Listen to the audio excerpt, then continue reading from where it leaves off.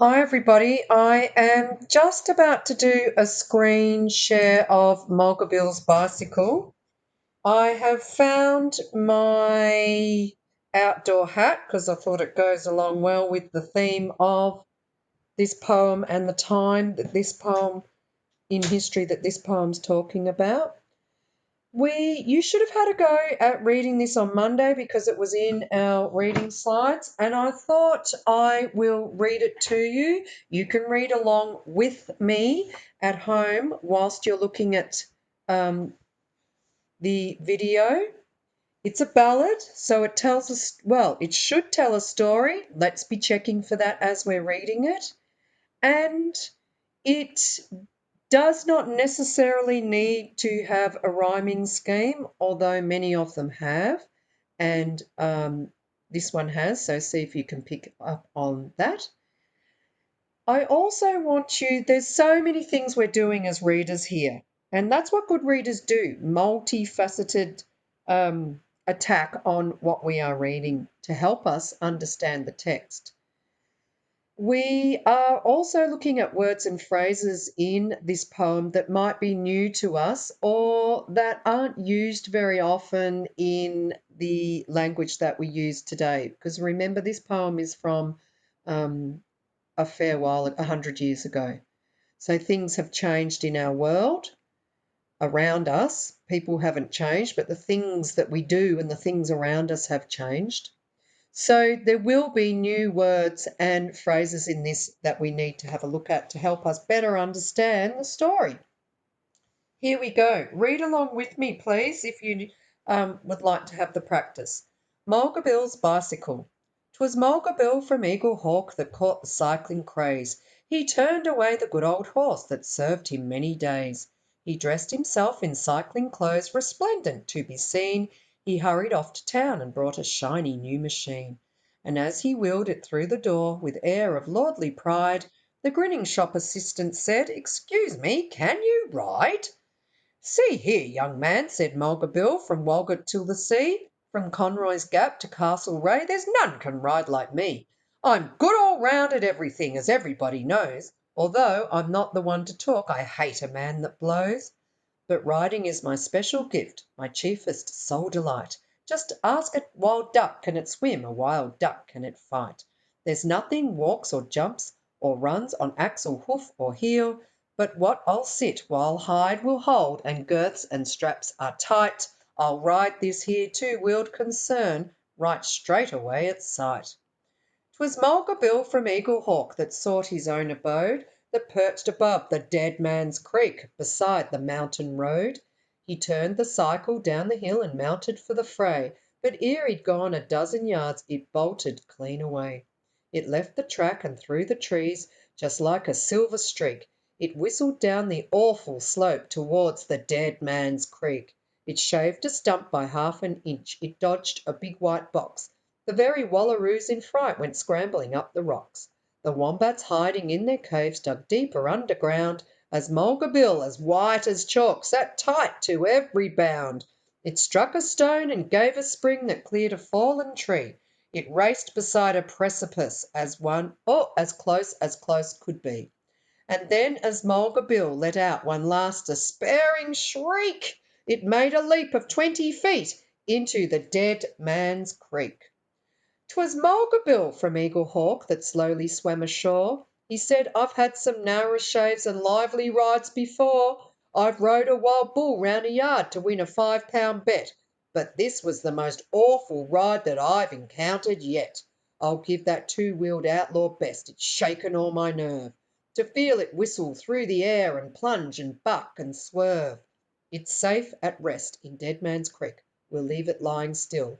A horse's back is good enough henceforth for Mulga Bill," by Banjo Patterson.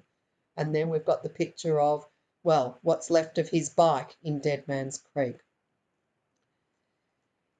Let's have a look at some of the language in this. I'm now going to do a screen share of your reading slides.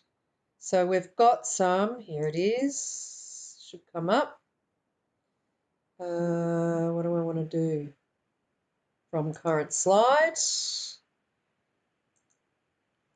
We've given you some tasks to do with the ballad. So we need to keep referring back to the text or back to the ballad to answer these questions to the best of our capabilities. Remember, that's what good readers do. They go back to the text each time they're starting a new question about it or starting a new focus about the poem. We've asked you here to choose a stanza. A stanza is a verse or a paragraph of the poem, and illustrate what's happening in that stanza. Because we're in year 5 now and we are accomplished drawers, we would like you to add detail to the drawing. So that means that you use coloured paper, coloured pencils.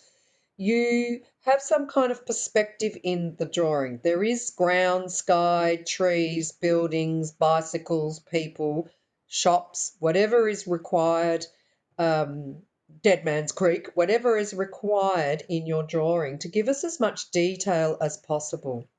So pretend that you're drawing this picture for somebody who has not read the poem and they need to get as much information out of your picture as possible. The second thing we've asked you to do here is have a look at the first stanza or the first verse. And Mulga Bill has said he hates a man that blows. I wonder what that means. Here we have a man who has decided that he can ride a bike straight away. He's never done it before. He's come straight off his horse. He's already decided that he's going to be really good at riding the bike. Well, if you cast your memory back to when you first started to learn to ride a bike, is that how it happens?